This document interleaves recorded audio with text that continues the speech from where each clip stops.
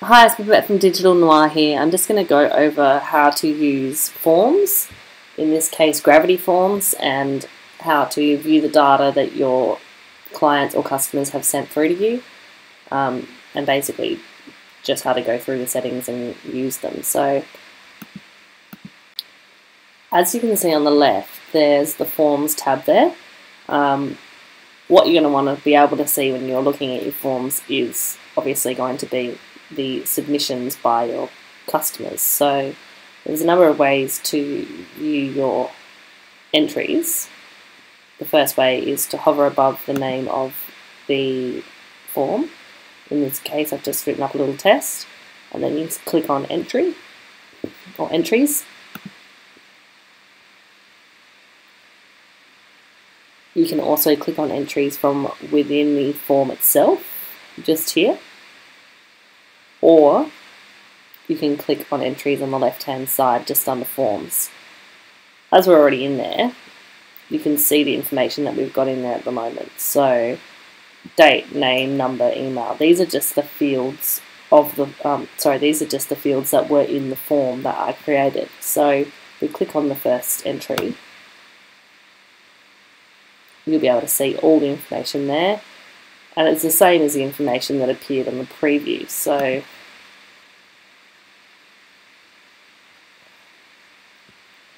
if we didn't want that much information, we could just select Edit from the side there on the right, and we could pull out, for example, the last name, or we could add in a user IP address. But I think it looks pretty good as we've got it right now, so we'll keep it like that.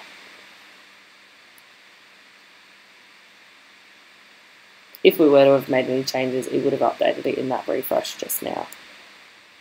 Say, for example, a client has emailed you through the form and you'd like to respond to them. You can actually respond through the form itself in the notes section at the bottom. You would just select the email in the drop-down box. In this case, it's the one that's the only one that's in the form.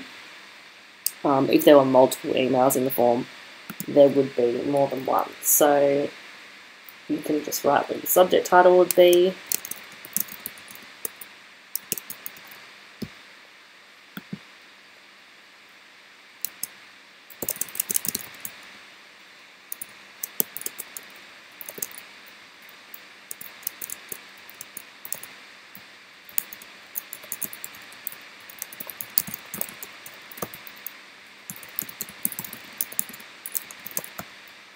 And then you can respond that way by clicking Add Note.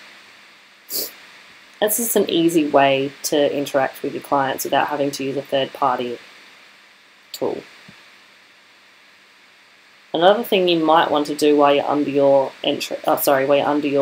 form field is go to Form Settings. So this will pull us back to the overview of the whole form.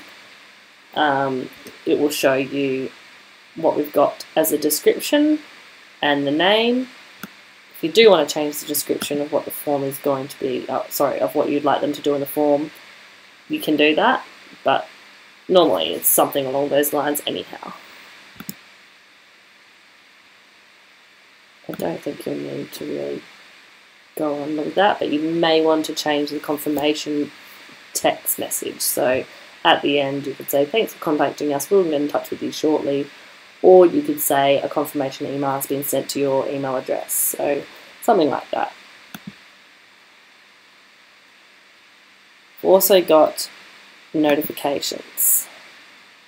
So this is where the information would be put in, normally by us, for who the email notification would go to when a form has been submitted. So we'd also put in here who we want the email to be from if we send an email to the client after they've submitted the form. So it'll be a confirmation email, say they've made a booking through the form, or they've contacted you, we may send them a confirmation email in response. So that's where all of this information will go.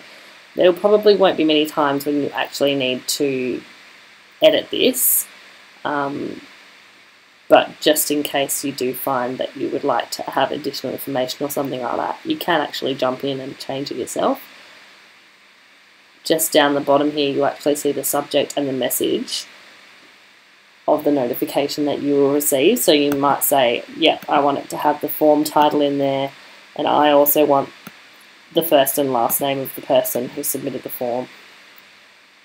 Actually, that's incorrect. But probably want that to be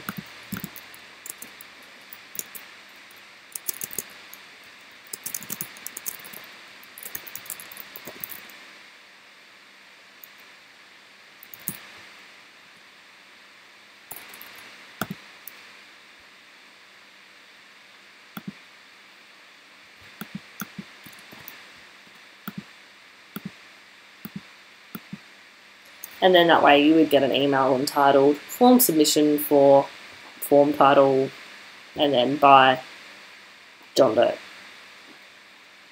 Underneath you'll be able to have a selection of what information you want to have sent to you.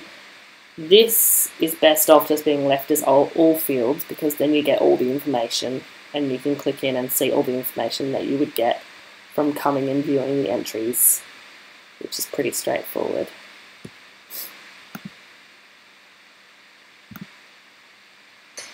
I think that's about everything that you'll need to know in terms of forms. The only other thing I can think is if you do wish to switch between forms, rather than coming right back out to this form window, you can be within one of the forms and click switch form from the right hand side in the drop box, which can come in handy when you have got a lot of forms to sort through and you don't want to completely reload the screen every time you want to go back.